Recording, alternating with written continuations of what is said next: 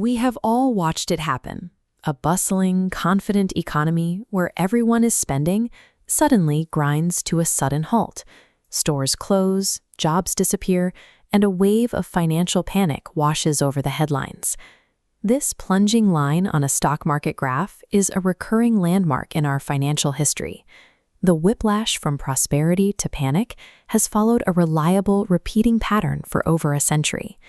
Economists call this the short-term debt cycle. This natural rhythm of economic expansion and contraction happens reliably every 5 to 8 years. To understand why this cycle happens, we only need to grasp one simple rule. In an economy, one person's spending is exactly equal to another person's income.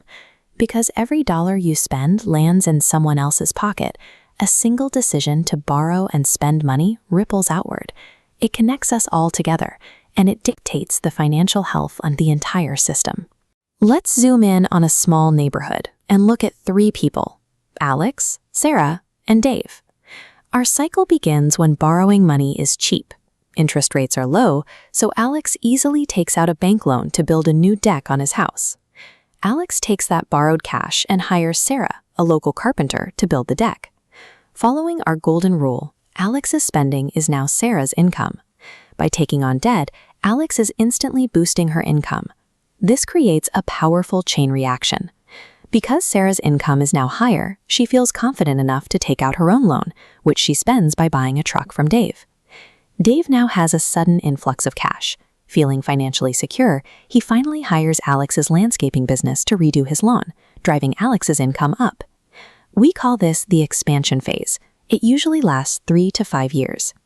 As incomes rise across the neighborhood, banks see these individuals as safe bets, and they eagerly lend them even more money. Everyone is spending freely, and it feels like permanent wealth.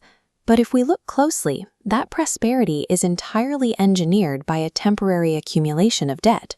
Here is the limitation of credit. Borrowing money is simply pulling your future spending into the present. Eventually, you reach a point where that debt has to be paid back. We reach the peak. Alex's monthly loan payments have grown so large that they consume all of his extra cash. To make his payments to the bank, he must abruptly stop his spending. Now the dominoes begin falling backward. Dave relied on Alex's spending. With that income gone, Dave has to cancel his future truck upgrades from Sarah. Because Sarah's income just vanished, she can no longer afford the monthly payments on the truck she bought on credit. She defaults on her loan. The bank sees Sarah default and starts to panic. Fearful that no one in the neighborhood can pay them back, the bank completely stops lending money to the public. This harsh reversal is the contraction phase, commonly known as a recession.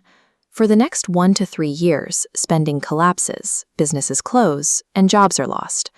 A recession feels like a random disaster when you are living through it, but the math tells us it is an inevitability. The system took on more debt than the actual incomes could support, and it is now being forced to shed it. Eventually, the economic pain hits the bottom. We call this the trough. The debts have either been painfully paid down, defaulted on, or wiped clean. At this point, the system's moderator steps in to pull the economy out of the trough. In most countries, this is the central bank. The central bank's primary tool is adjusting the cost of borrowing. To restart the engine, they lower interest rates, making it extremely cheap and attractive to take on debt again. With his old debts cleared and credit cheap again, Alex is convinced to take out a new loan to repair his roof. He hires a contractor, injecting a fresh pulse of spending and income back into the neighborhood. Recessions are undeniably painful for those caught in them, but mechanically, they act as a required reset button. They clear out bad debt so the economic engine can safely start again. If you scale this concept up, you're looking at the global economy. It is simply millions of these neighborhood chains expanding their credit and then contracting it, all at the same time. And because human psychology and banking mechanics are so consistent, we coordinate this debt dance over a remarkably reliable 5 to 8 year rhythm. This chart shows how to keep the short-term pain in perspective. The jagged wave represents the short-term cycles of borrowing and paying off debt. But it wraps around a straight arrow, pointing upward. That straight line is long-term productivity. Despite the dips every few years, human innovation pushes our total output steadily higher over the decades. Seeing the economy this way changes the perspective on daily headlines. It provides a map for a process that can otherwise feel like a series of chaotic events.